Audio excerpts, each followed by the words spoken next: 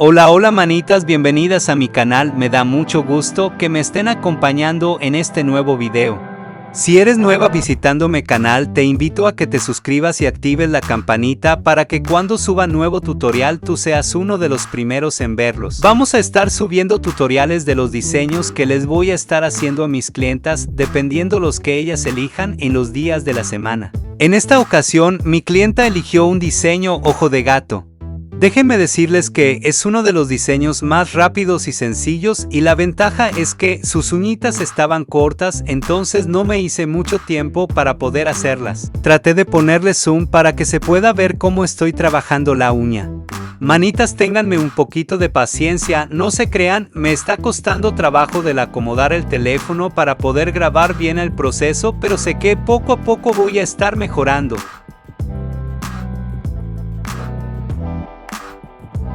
Diseñar uñas cortas es una de las ventajas que tenemos nosotras las manicuristas porque las técnicas son más prácticas, ya que cuando nos llegan a pedir con detalles muy finos podemos tener mejor estabilidad en la muñeca, que apoyamos para poder realizar los diseños a comparación con los diseños de acrílico y más si son largos porque luego nos toca la temblorina.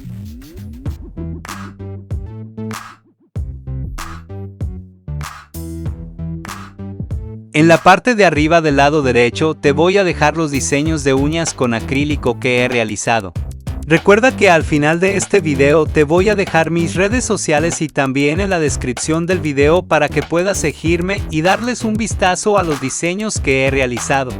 Bueno manitas, las dejo, recuerda que me apoyas mucho, déjame tu me gusta y comentar qué te pareció este diseño y si lo escogerías para tus manitas. Bye bye.